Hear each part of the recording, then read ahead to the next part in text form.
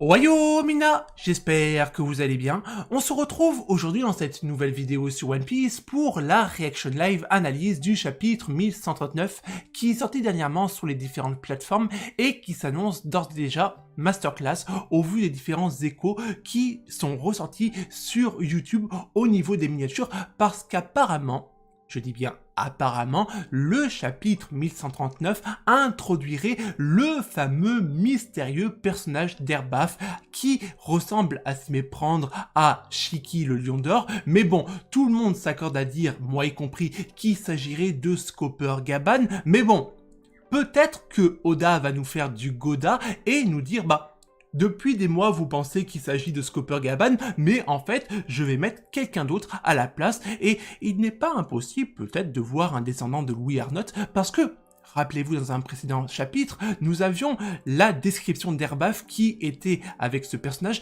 et où on avait le narrateur façon Louis Arnott qui nous expliquait un peu l'introduction de l'arc d'Airbaf, et ça m'a un peu fait tilt, je me suis dit, mais ça se trouve qu'Oda, en fait, il nous dit que là, il nous laisse supposer qu'il s'agit de Scopper Gaban, mais en fait, il s'agirait peut-être d'un descendant de Louis Arnott qui vit sur Airbaf. Sait-on jamais, peut-être que Oda va nous faire ce scénario-là, mais bon, moi, comme la majorité des personnes, je pense qu'il s'agirait de Scopper Gaban. Et on va lever le voile sur ce fameux mystère dans un tout petit instant. Mais avant toute chose, n'oubliez pas de vous abonner à la chaîne si ce n'est pas déjà fait et de laisser un j'aime à la vidéo, ça ferait extrêmement plaisir et ça aiderait grandement pour le référencement de la chaîne. Veuillez noter également qu'il est tout à fait possible pour vous de vous tenir au courant de l'actualité manga et animé à travers l'onglet communautaire de la chaîne YouTube. Et bah écoutez, maintenant que tout cela est dit, nous allons pouvoir démarrer notre vidéo en bonne et due forme et commencer par la première partie, la partie Reaction Live du chapitre 1139 de One Piece. A tout de suite.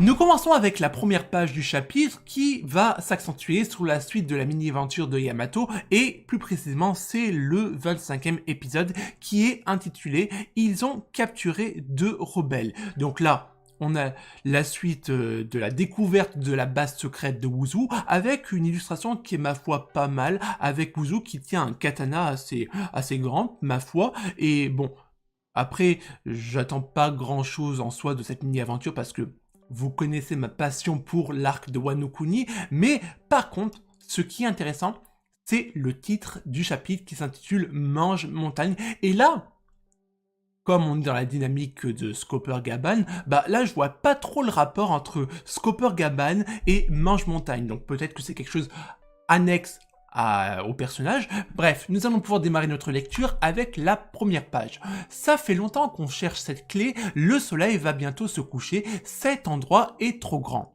L'exploration du château Ovlest continue. Je sais même pas si j'ai bien prononcé, vous me direz en commentaire.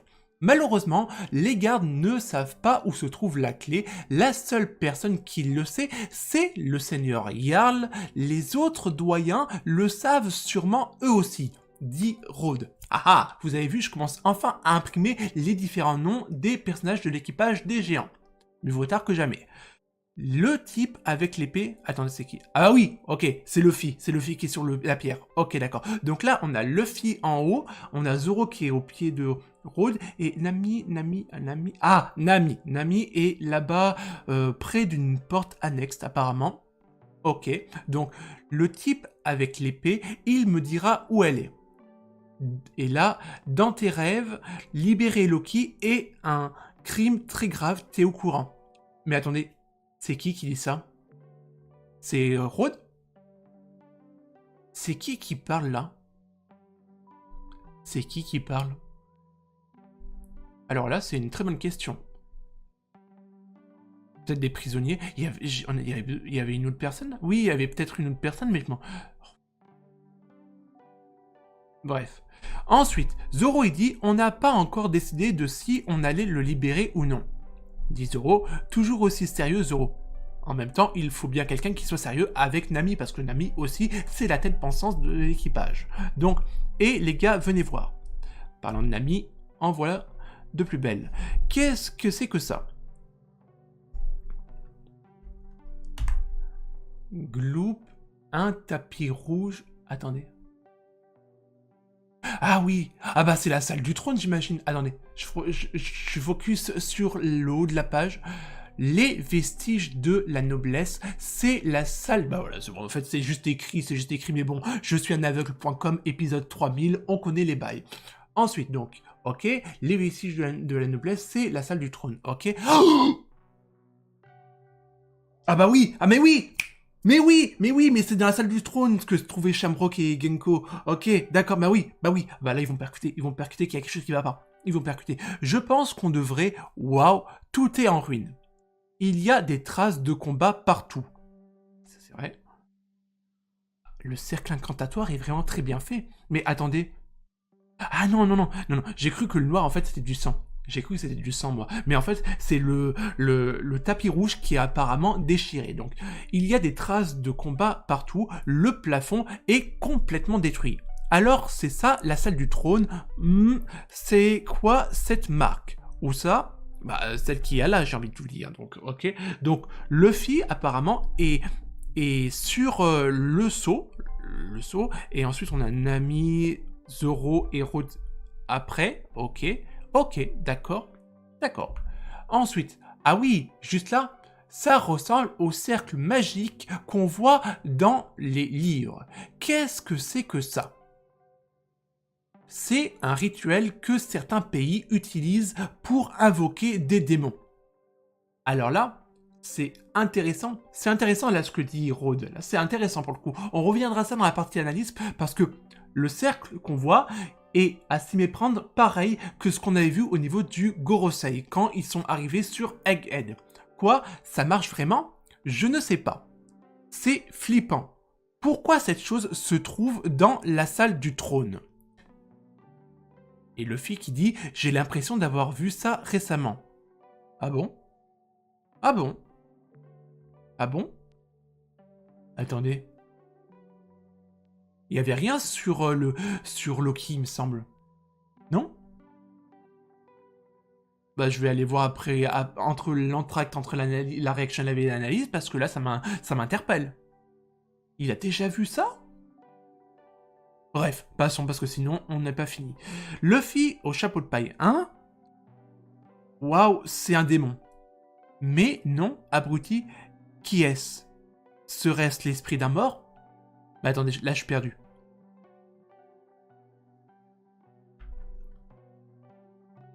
En tout cas, on voit Rod derrière qui est en panique totale. C'est assez marrant.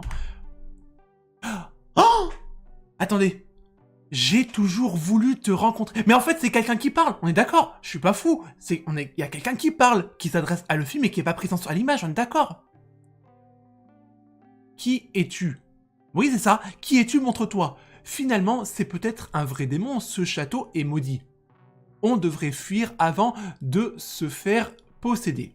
Calme-toi, Rod. Calme-toi, Rod. Alors là, je serais curieux de savoir qui est-ce qui parle. À mon humble avis, c'est Zoro. Je dis ça, je dis rien. Et arrête de courir, Rod. À moins que ce soit Luffy, je sais pas. Oh, une hache! Il y a une hache! Il y a une hache!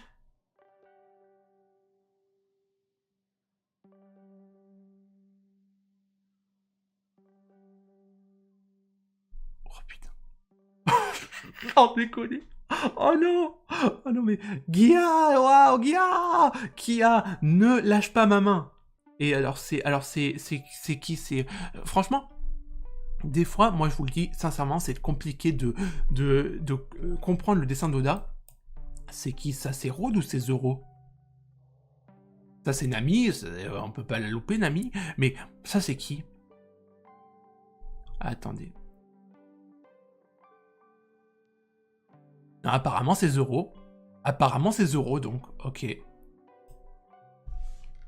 Ok, bon, on va continuer parce que là... Ah oui, si, oui. Voilà, comme ça. Oh, me fais spoiler. Ah, voilà, bah voilà, là, ok, d'accord, donc, autre question, bah voilà, autre question. Oh, merci. Mais, on a le bras de Luffy.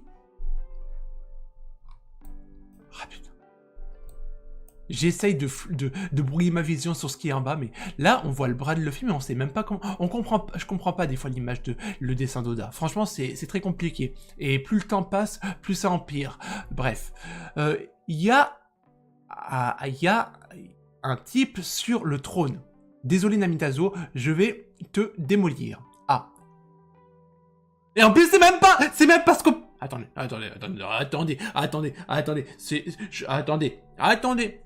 Calmos. Yann-san. Attendez. Eh mais attendez. Qui me fait penser ce personnage? Attendez, à qui me fait penser?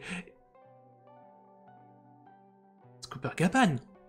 Je suis pas fou, c'est Scooper Gavan. Il a une tête de tortue géniale. Il a une tête de tortue géniale, le Scooper Gavan. Sans déconner, on lui enlève les cheveux, on garde juste le visage, on a tortue géniale. Il y a que moi qui ça fait effet cette histoire. On dirait trop, mais on dirait tortue géniale. Yansa, qu'est-ce que vous faites ici? J'ai senti un étrange acquis provenant du château. Il n'y a plus rien maintenant, mais à la place, je tombe sur vous. Ah oui, donc là, il fait référence au moment où il y avait Shamrock et Gonko dans le château. Ok.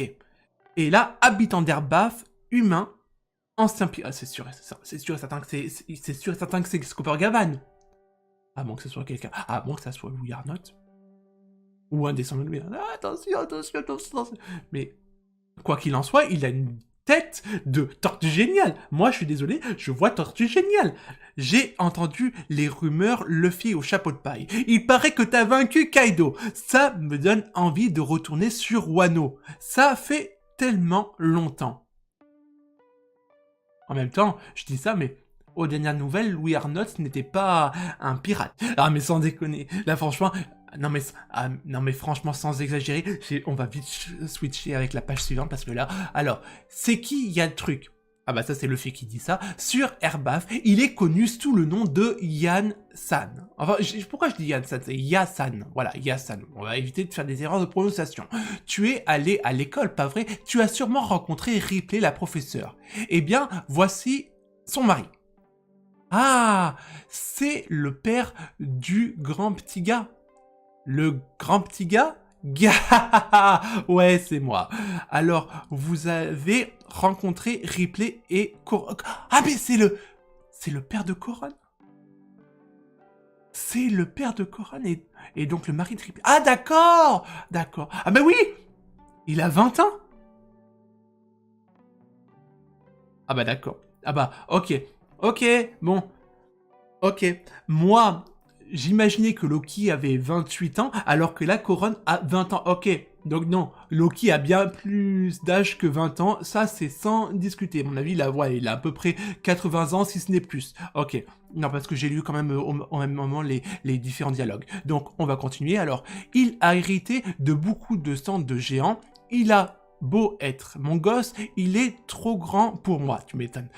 Il a 20 ans, vous savez, et ma femme en a 80. Ok, d'accord, ok. Elle est plus vieille que moi. ok. Alors ça, c'est intéressant. Attends, mais bon. Finalement, si c'est un personnage X ou Y, ça vaut pas le coup de se marier à une géante. Je suis le seul à vieillir. Ouais, tout est relatif, parce que les géants, eux aussi, vieillissent, mais... beaucoup plus lentement que les êtres humains. Dit en passant. Bien sûr, mais comment est-ce possible? Dynami. L'amour, c'est la... Oh non, ça y est, on a un Sanji en mode plus âgé, ça y est. L'amour, c'est la liberté. Dans l'histoire, de nombreuses races sont nées de métissage. Ok, d'accord. Les boucaniers, les longs membres... Les longs membres, il n'y a pas une erreur de traduction parce que les longs bras, je veux bien, mais les longs membres, bon, en même temps, ça se trouve que c'est la même chose, hein. Je dis ça, j'ai rien. Les dosundadas, les votants, ok? Les votants, je sais même pas si je prononce correctement, je suis désolé. Les races hybrides luttent pour survivre. Mais à chaque époque, Vérifier quand même que le record soit actif, on n'est jamais trop sûr. Alors, mais à chaque époque, il y en a toujours qui ont su s'adapter parfaitement. 1. Pensez les choses, vieillard. Qui es-tu? 10 euros. Je suis le missionnaire de l'âme. Oh bah voilà, non mais c'est un Sanji plus âgé, c'est sûr. Je vous parie, voilà. Je vous parie que Sanji va finir comme lui. Bah oui. J'ai envie de dire, Luffy, Sanji est loin d'avoir son âge. A priori, parce qu'on n'est pas sûr de son âge. Eh papy, je cherche la clé de Loki. Mais tais-toi, abruti, il n'en sait rien de toute façon. Ah bah, oublie ça. Ok. Luffy et son franc-parler, on connaît, c'est pas possible. Loki? Attendez, c'est qui... Mais franchement, j'ai du mal avec les dessins Oda. Remarque, ça fait 4 semaines d'affilée qu'il nous fait du dessin Oda. Mais là, je suis... Ok. Intéressant. J'adore quand les problèmes sont causés par les autres. C'est pas le... C'est Nami qui dit... C'est pas le genre de truc que t'es censé dire aux gens. Ok, mademoiselle, les secrets sont faits pour être divulgués. Je t'ai dit d'arrêter. Vous savez qui est Loki? Si le pire se produit, qu'allez-vous faire? Je vais le démolir. Ok, d'accord. Et l'enfermer à nouveau. Dans le passé, un homme qu'on appelle Shanks le Roux a réussi à le capturer. Mais depuis, personne d'autre n'a pu l'arrêter. Ok. Quel genre de pouvoir possède Loki? Ah bah ça serait intéressant, voilà. Quel genre de pouvoir possède Loki? Si par malheur quelque chose se produisait, est-ce que les dégâts seraient importants? Hé, attendez. Il parle trop ce papy. Oui, c'est vrai qu'il a la tchatch. Allons chercher cette clé. Et quelle perte de temps. Oh, et Zoro. Mollo quand même. Il nous met en garde là, écoutez un peu. Ça doit être Nami qui doit lire ça. Ok, d'accord. Désolé, Yasan. Hein? C'est bon, c'est Scooper Gaban. Il y a Roger, Rayleigh et Scooper Gaban dans la case d'à côté. C'est Scooper Gaban, c'est le truc de malade, les amis. C'était Scooper. Mais alors du coup, oh mais les visionnaires. Le Mont Corvo avait prédit, je crois, que Scooper Gaban serait le père de Coron et de le mari. Ils étaient dans le turfu. Ils avaient raison sur toute la ligne, quoi. Trop fort. Je crois que la théorie vient du Mont Corvo, à vérifier, mais je crois que c'est eux qui avaient dit que Coron était le père de Scooper Gaban et du coup, Ripley serait sa femme. Je crois que c'est eux, mais truc de mal, c'est eux, ce sont des visionnaires. Ok. Ensuite, alors, donc on va quand même lire le texte, hein, parce que je sais pas combien de temps on est là, on est à 22 minutes, on va lire le texte. J'en ai marre de tes avertissements. T'as peur ou quoi? C'est pas ce que j'ai dit. Si tu veux m'arrêter, alors bats-toi contre moi. Je t'ai juste demandé de comprendre les risques, Roger. C'est Scooper Gaban, génial. C'est génial. Ah, Oda, Sir, Oda, Dieu, Oda Sensei, Goda, peu importe, magicien. Et il a réussi en tout cas à me troll au début parce que moi je pensais que c'était un descendant de Louis Erna, j'y croyais jusqu'au bout cette histoire. Mais un truc de ma boule. Génial. Ensuite, Hérode, peux-tu pousser le trône, hein? Ok.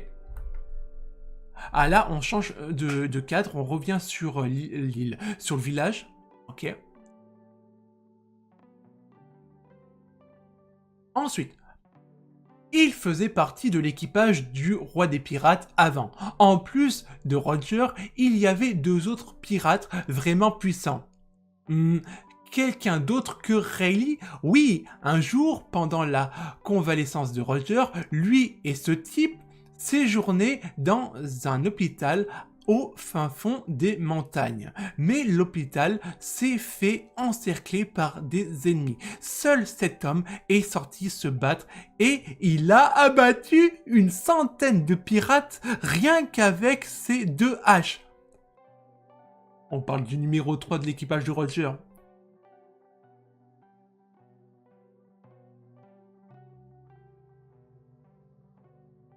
Le bras gauche. Ouais, en fait, j'ai eu un moment d'absence parce que je me disais, mais Rayleigh, c'est le bras droit de Roger, donc obligatoirement, Scooper Gaban, c'est le bras gauche. On est d'accord. Je suis pas faux là, j'ai pas faux. Mais l'hôpital s'est fait, j'aurais évité de relire les textes, voilà, tout seul avec 2 haches, et ce n'est pas tout. Cet homme n'a laissé derrière lui qu'une montagne d'évasés. D'évasés. Ah oui.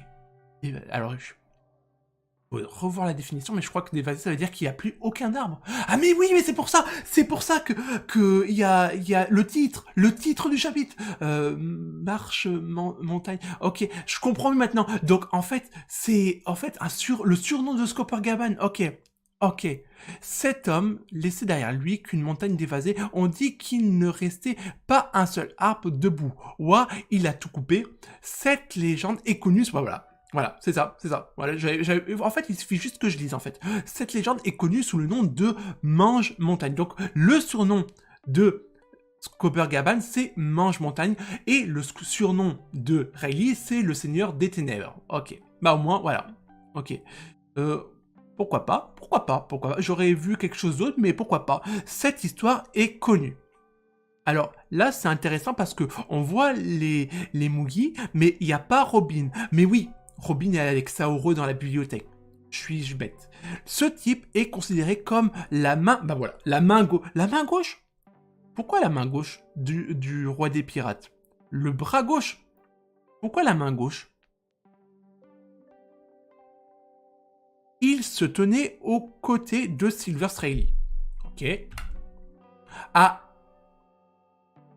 attendez, alors là par contre, je vais... Ah bah en même temps, je vais essayer de faire quelque chose. Allez hop, là parce qu'on est sur une page format horizontal, donc là j'ai pas du tout envie de louper le texte, parce que je suis pas tellement fort dans la lecture de ce genre de page. Alors, une chambre secrète, c'est la salle des trésors. T'es le meilleur Yasan. Des trésors. Alors ça à mon avis c'est une amie qui chantonne, j'imagine. Ok. Comment t'as trouvé cet endroit, Yasan? J'aime bien explorer. Alors, ensuite, des trésors... Ah bah oui, voilà, c'est une amie qui dit ça. Donc, alors, ok. Une pièce remplie de trésors, ils sont tous vides. Ah bah oui, ils ont raison. Il n'y a plus pas un trésor, ok. Gay, c'est vraiment la salle des trésors avant. C'était vraiment la salle des trésors avant, ok. Menteur, Dynami, désolé, ce château est abandonné. C'était évident que des voleurs viendraient se servir. Mais regardez par ici.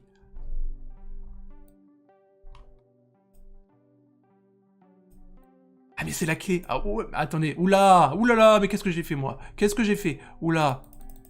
Je me suis un peu emballé au niveau de la souris, là, excusez-moi. Alors, nous y retournons. Donc, la clé. Même les voleurs n'en voudraient pas. Super, dit Luffy. Même le pire des criminels ne souhaiterait pas la libération de Loki. Si tu veux voler cette clé... Quoi ? Comme je viens de le dire, donc là on est retourné sur le village, comme je viens de le dire, il est ici. Il habite sur Erbaf depuis 20 ans. C'est pour ça que personne n'a su où est-ce qu'il était. Il était sur Erbaf. Truc de malade. Sérieux, c'est une légende qui fait jeu égal avec Roger et Rayleigh. On a déjà vu ce que donnait Rayleigh. On a vu Roger en son temps.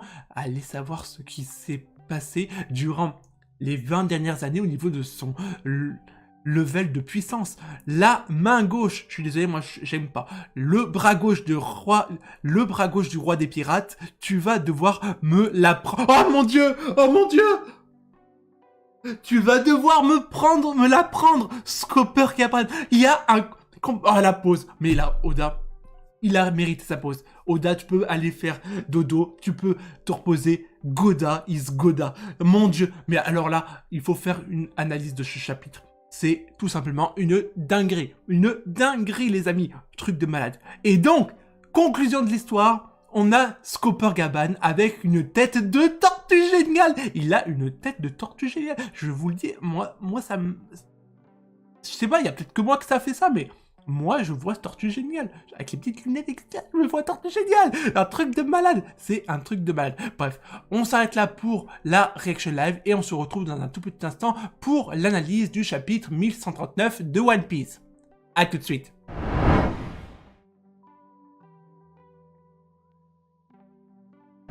Nous revoilà de ce côté-ci et nous sommes partis pour l'analyse du chapitre 1139 de One Piece qui était une véritable masterclass. Franchement, je ne sais pas ce que vous en pensez derrière votre écran, mais moi, ce chapitre c'était une dinguerie monumentale. Je sais pas ce que Oda nous a fait depuis 4 chapitres, mais il nous a enchaîné dinguerie sur dinguerie, masterclass sur masterclass. La semaine dernière c'était Shamrock, là aujourd'hui c'est Copacabana. Franchement, Goda. Oda is Goda. Il n'y a rien d'autre à ajouter. Et là, Copacabana. Le numéro 3 de l'équipage du roi des pirates. Le bras gauche du roi des pirates. Copacabana, il n'y a rien d'autre à ajouter. J'ai attendu ce chapitre avec énormément d'impatience. Comme la majorité des gens, vous me direz. Mais le voir, de ses yeux vus, c'est une autre histoire. Franchement, et là, à cet effet, on se doit de faire une analyse digne de ce nom sur ce chapitre des plus masterclass pour débuter l'année 2025. On est encore au début de l'année 2025. C'est à se demander ce qui va se passer au fur et à mesure que les chapitres vont évoluer. Franchement, moi je sais pas ce que vous en pensez, mais déjà l'arc d'Erbaf tient toutes ses promesses. Et on n'est même pas au niveau de la série animée. Quand la série animée arrivera, ce qui pointerait vers 2026, bon, avant ça, il faut qu'on termine Egghead, qu'on reprenne Egghead, qui reprendra le 6 avril prochain, et ensuite qu'on termine l'arc, mais quand on aura l'animation de l'arc d'Erbaf, mais franchement, j'attends ça avec énormément d'impatience. Mais bon, ne remuons pas la charrue avant les bœufs, d'abord, analyse du chapitre 1139 de One Piece. Let's go, c'est parti. Alors,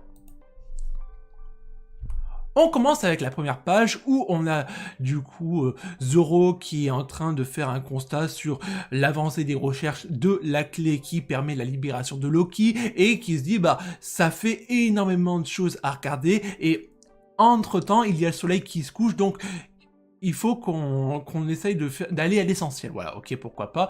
Et de l'autre côté, on a Rhodes qui nous dit que malheureusement, les gardes qui ne savent pas où se trouve la clé, et les seules personnes qui sont au courant de où se trouve la clé sont soit le seigneur Jarl, du coup, et les autres doyens qui savent où elle est. Et donc ça, c'est intéressant.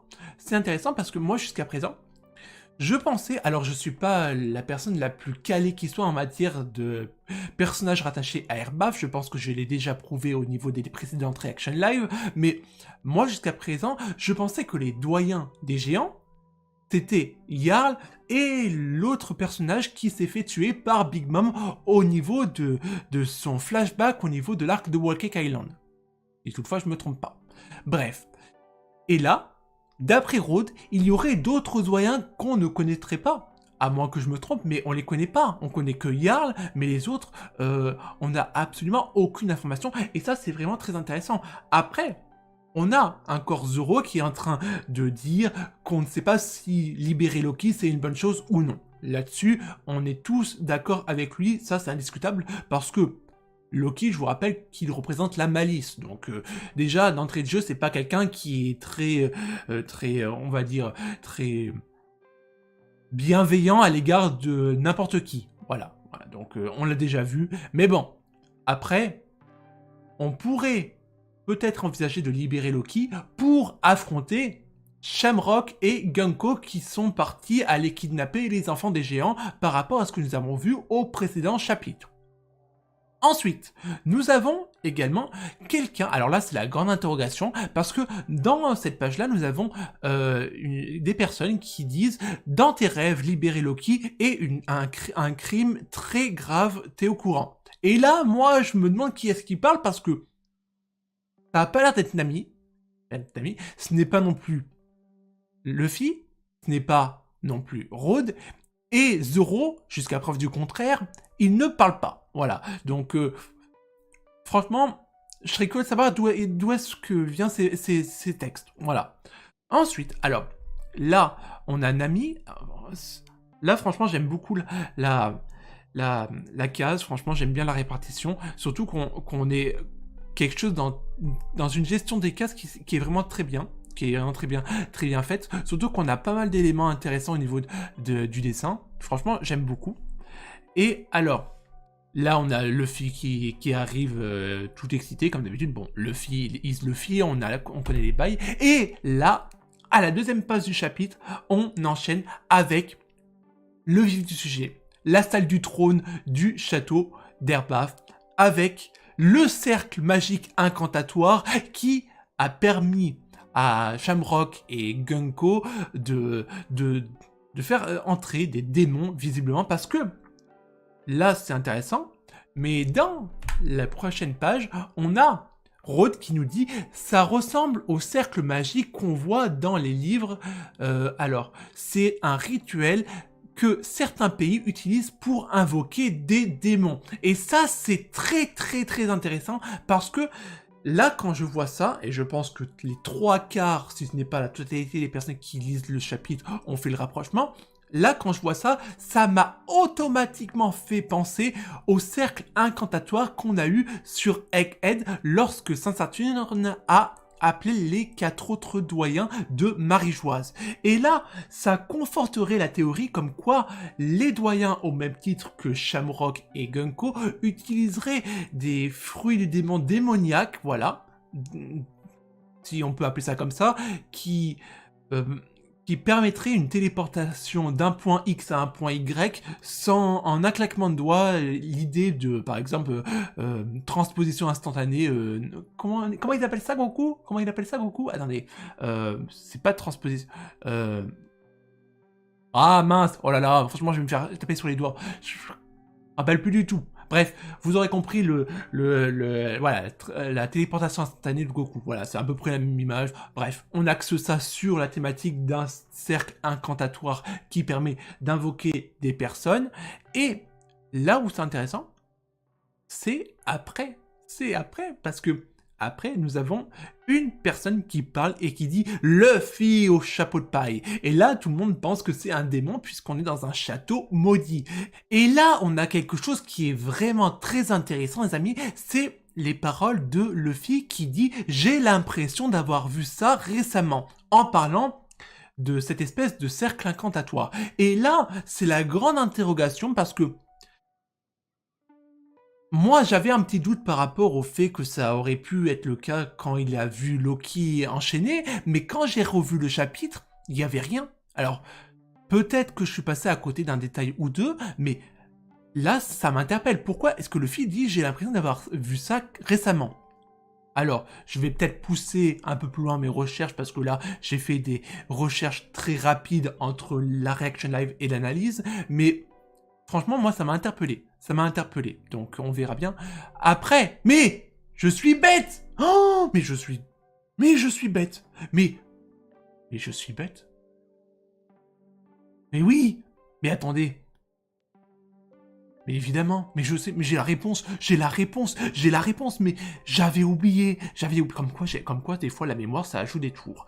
Il a probablement vu ça dans la bibliothèque, quand il a rencontré Saoro et qu'il était avec les autres membres de l'équipe. C'est évident, c'est à ce moment-là. Voilà, j'ai la réponse. Illumination. Voilà, il a vu ça forcément à la bibliothèque quand Saoro a parlé des textes du Allez. Voilà, donc je l'ai bien prononcé, le texte du Allez. Bref, et ensuite, alors là, on a quelqu'un qui appelle Luffy au chapeau de paille, et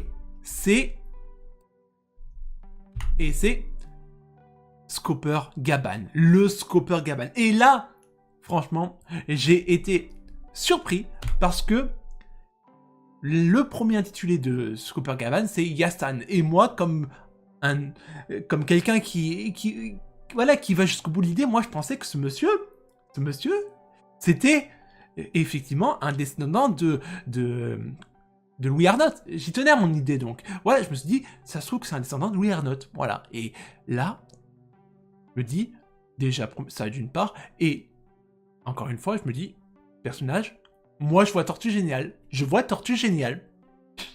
Je sais pas. Ça, peut-être qu'il y a que moi qui vois ça, mais moi, je vois Tortue Géniale. Tortue Géniale de... Voilà, donc, Oda a dessiné le Tortue Génial de One Piece. Voilà. Et je pense que là, on va avoir... On en reviendra après, mais je pense qu'on va avoir quelque chose de dingo qui va arriver au niveau du chapitre 1140. Parce que on a un personnage qui est dans le top 3 des personnages les plus puissants, tout One Piece confondu.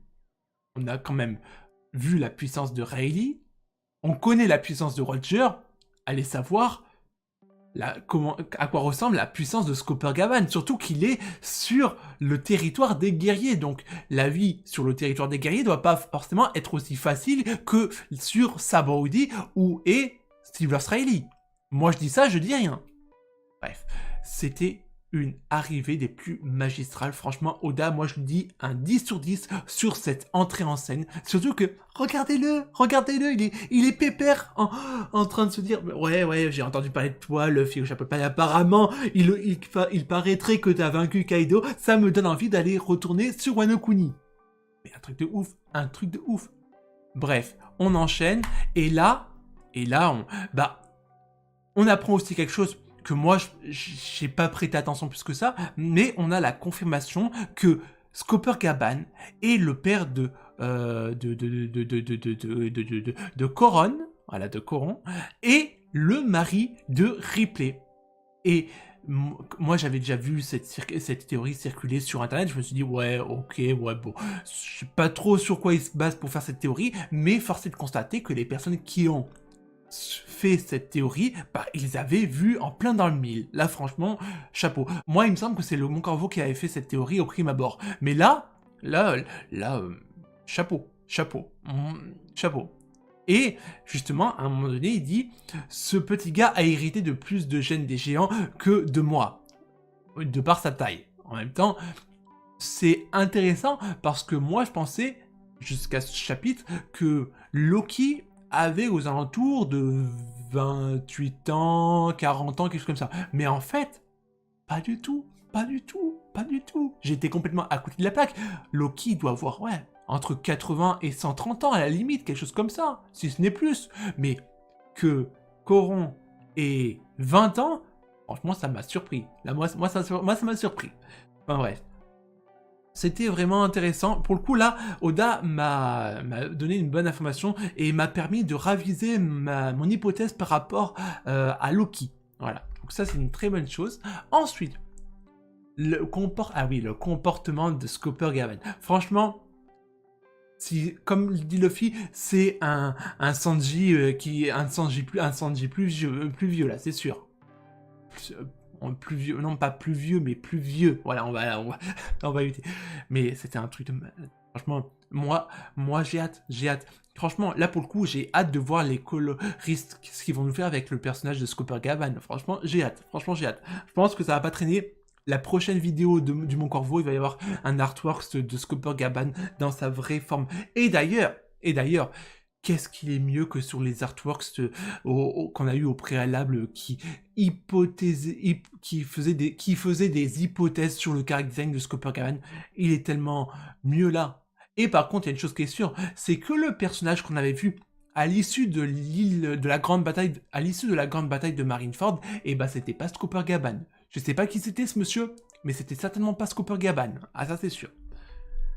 Et là, alors là, on avance, c'est intéressant parce que là, on voit que dans le pseudo-passé de Roger et de Skopper-Gavan, on voit que Skopper-Gavan, c'était la personne qui était aussi très réfléchie, un peu à l'image de Zoro, et qui, justement, recommandait à Roger de ne pas foncer tête baissée comme peut l'être Luffy par parcimonie. Voilà, donc ça c'est aussi intéressant. Et ensuite, là, on a la révélation du personnage de Skopper-Gavan. Et franchement, la prestation, elle est masterclass, faut le reconnaître, parce que un personnage qui affronte à lui tout seul une centaine de pirates et... Comment ils ont appelé ça? D'évaser, voilà. Et d'évaser une montagne entière avec ses deux haches. il faut le faire. Une montagne. Donc, ok, bon bah, moi, je dis ça, je dis rien, mais rappelons quand même les faits. Luffy, c'est quelqu'un qui est élastique à la base. C'est pas le meilleur ami des lames. Je dis ça, je dis rien. Donc, avec ce qui se profile juste après, faut quand même s'attendre à quelque chose de masterclass pour le prochain chapitre. Et donc là, je regarde en même temps. Et donc là, on enchaîne avec la fin du chapitre qui tease un combat, mais c'était jouissif. C'était jouissif parce que pour ceux qui suivent ma chaîne, je vous avais fait en tout début, une vidéo théorie où je vous disais mot pour mot, il n'est pas impossible qu'on ait une équipe A des Mugiwara qui affronte Scopper Gaban pour que ce dernier évalue le niveau des Mugiwara. Mais c'est exactement ce qui peut se profiler au cours du prochain chapitre, les amis. Ça, Oda va peut-être valider ma théorie. Il y a trois scénarios. Il y a le scénario numéro 1, celui que tout le monde attendrait, c'est un véritable combat entre Scopper Gaban et l'incarnation de Nika, voilà, de Luffy Nika, qui pourrait survenir dans le prochain chapitre. Moi, je vais vous le dire franchement, je n'y crois absolument pas. Déjà parce que l'endroit ne s'y prête absolument pas, mais aussi parce que on n'a jamais vu ça. Moi, je serais surpris. Je serais surpris de voir ça. Ou alors, on a une espèce de combat entre Luffy, Zoro et Nami contre Scopper Gaban, un vrai bref combat, et ensuite, troisième hypothèse, on aurait un combat qui tournerait un peu au gag, où on a par exemple Scopper Gaban qui aurait par exemple un limbago ou un truc dans le genre qui l'empêcherait de se battre et qui interromprait le combat avant même qu'il n'ait commencé en définitive. Ça, c'est pas impossible non plus. Toutefois, on parle de Scopper Gaban.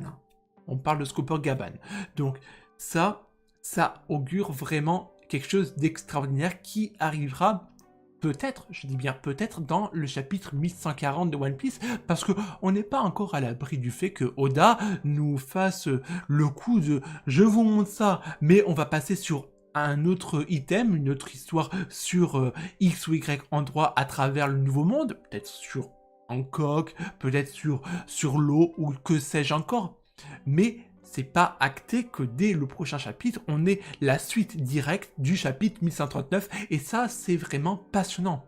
Quoi qu'il en soit, les amis, ce chapitre était vraiment une masterclass sans nom, et quoi qu'il en soit, on a à présent une visibilité globale des personnages qui ont accompagné Gold Roger, le roi des pirates, à savoir d'un côté Silver Rayleigh, le seigneur des ténèbres, et de l'autre côté Scopper Gaban, le mange-montagne.